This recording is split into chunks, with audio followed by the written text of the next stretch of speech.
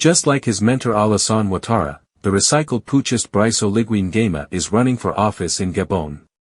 Don't be fooled. He intends to stay president for life. Who would be foolish enough to believe otherwise? À l'issue de cette transition, avec l'apport de tous les Gabonais, at the end of this transition, with the agreement of all Gabonese development partners, we intend to hand over power to civilians by organizing new elections that are free, transparent and credible in social peace. Brice Oligui Nguéma has just sealed his betrayal. Thanks to his temporary release from the army, he intends to be able to run for the Gabonese presidency. He applies to the letter the teachings of his mentor, the old schemer Alassane Ouattara. A lesson well learned. Seize power through deception, hold on to it by force, and legitimize the coup with a fraudulent election. This is a well-known strategy, an age-old method. The release of Brice Oligui Nguéma from the army is nothing but another step in his grand scheme to hijack power. Let's be clear. This is not a civilian running in the April 12, 2025 election.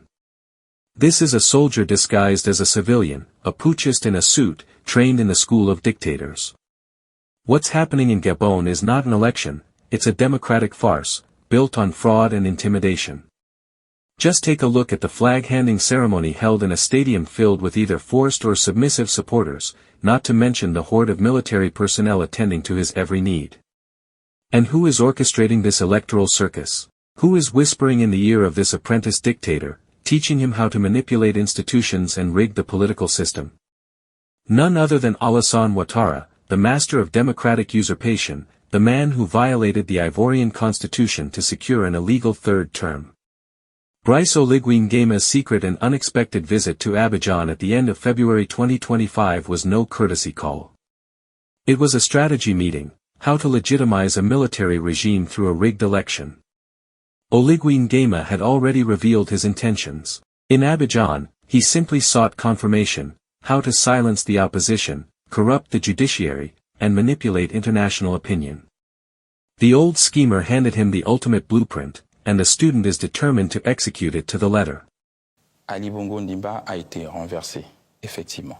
Ali Bongo Ondimba was effectively overthrown on August 30, 2023.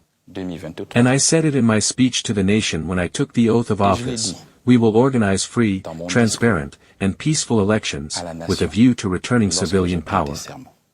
I did not remain stuck in my military boots, and you speak French as well as I do. This statement is different from saying, I will not be a candidate. These are two different statements. I left the door open to the people.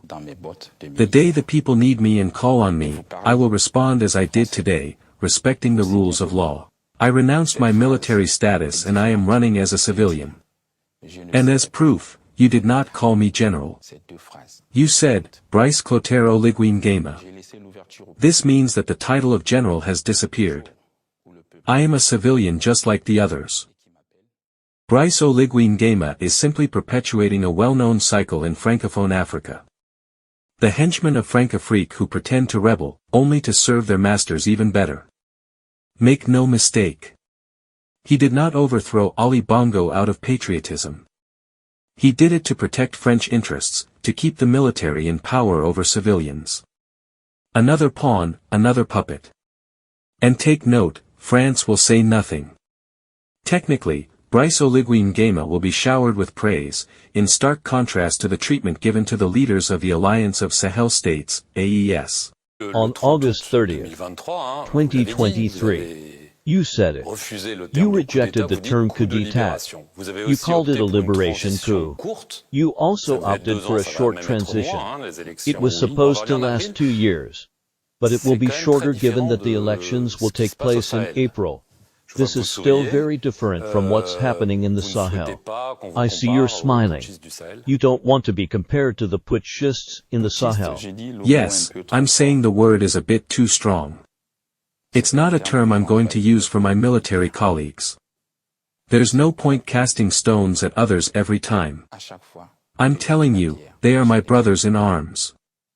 We are not at odds with the major powers. As proof, the French are in Gabon, and no one else has been troubled. Oligui Nguéma had a historic opportunity to truly hand power back to the Gabonese people. He could have initiated a real democratic transition, freed Gabon from the chains of successive dictatorships. But no, he chose the most predictable, most cowardly path. Proclaiming himself as Gabon's savior while preparing an electoral heist. Gabon deserves better than a general-turned-opportunistic politician. The Gabonese people are not fools. The Oligui transition has only been a temporary stage in a military power grab. But history is merciless. Dictators disguised as democrats always collapse. Neither Oligui, nor Ouattara, nor any other recycled putschist can escape the judgment of the people, or that of history. Gabon will not become another Côte d'Ivoire. The people are waking up, and dictators always fall. Chris Yapi does not lie. Find Chris Yapi on his 2 YouTube channels, his Rumble channel, his TikTok, X, Instagram, VK and Threads accounts.